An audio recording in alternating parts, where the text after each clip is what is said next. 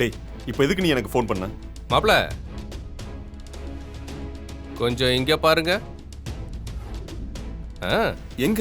இங்க இங்க. அப்படியே வா.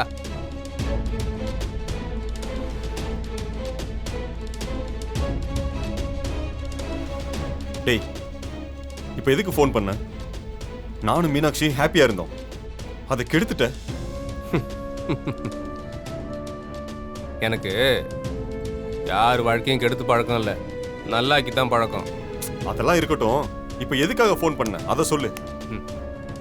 எல்லாம் நல்லதுக்கு தான், மீனாட்சியோட நல்லதுக்கு. மீனாட்சிக்கு நல்லதா? அப்படி என்ன நல்லது? நீ தான் நல்லது பண்ற ஆளே இல்லையே. நீ என்ன வேணாலும் நினச்சிக்க, பரவாயில்ல. அதனால பாதிப்பு உனக்கு தான். இப்போ போனா உன்னைய பற்றி கம்ப்ளைண்ட் கொடுக்க போலீஸ் ஸ்டேஷன் போயிட்டு இருக்கா. அவளா போனாளா இல்ல நீ அவளை அனுப்பி வச்சியா? என்ன மாப்ள, இதுக்கே டென்ஷன் ஆனா எப்படி? அடுத்து ஒரு சுவாரஸ்யமான மேட்டர் இருக்கு. சுமதியத்த மேல காரை மோதினவன் நீ தான் மோத சொன்னு போலீஸ்ல ஒப்புதல் வாக்குமூலம் கொடுக்க போயிட்டே இருக்கான்.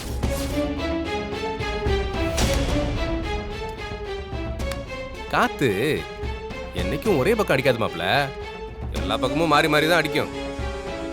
கொஞ்ச நேரம் முன்னாடி உன் பக்கம் வீசின காத்து இப்ப என் பக்கம் வீசுதியா? கம்ப்ளைண்ட் கொடுக்க போன புவனாவையும் வாக்குமூலம் கொடுக்க போன உன் ஆளையும் கொஞ்சம் வெயிட் பண்ண சொல்லியிருக்கேன். சரி சரி யார் மாப்பிள்ள,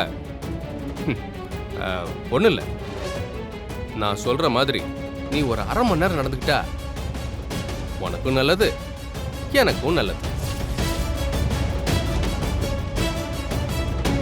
இல்லைன்னு வையே, உன் கழுத்துல மாலை விழாது, உன் கையில விலங்கு விழும்.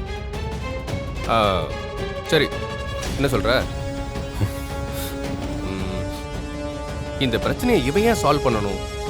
இவனுக்கு என்ன திடீர்னு இதுல அக்கறைன்னு நீ யோசிக்கலாம், நீ யோசிக்கணும்.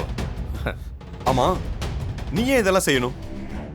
அது சுமதியத்தை ஹார்ட் பேஷண்ட் மாப்ள, அவங்க ஆசைப்பட்டது மாதிரி இந்த கல்யாணம் நடக்காம போச்சுன்னு வச்சுக்கோ, அவங்களுக்கு நடக்கூடாததெல்லாம் நடந்துடலாம். அப்படி ஏதாவது கெட்ட விஷயம் நடந்துச்சுன்னா அது நிறைய பேர் வாழ்க்கையை பாதிக்கும். எந்த பாதிப்பும் வரக்கூடாதுன்னா இந்த கல்யாணம் நடக்கணும். அதுக்காகத்தான் இதெல்லாம் செய்யறோம். இங்க பாரு, எனக்கு இந்த கல்யாணம் நடக்கணும், அதுக்காக நீ என்ன சொன்னாலும் நான் செய்யறேன், சரியா? நீ ஒன்றும் மலையெல்லாம் புரட்ட வேண்டாம். ஒரே ஒரு விஷயம்தான், பயங்கர ஈஸி. நான் சொல்ற இடத்துக்கு என்னோட வா. எங்க? அதெல்லாம் உடனே சொல்ல முடியுமா? சொல்றேன், வா. சரி வரேன். வாயா.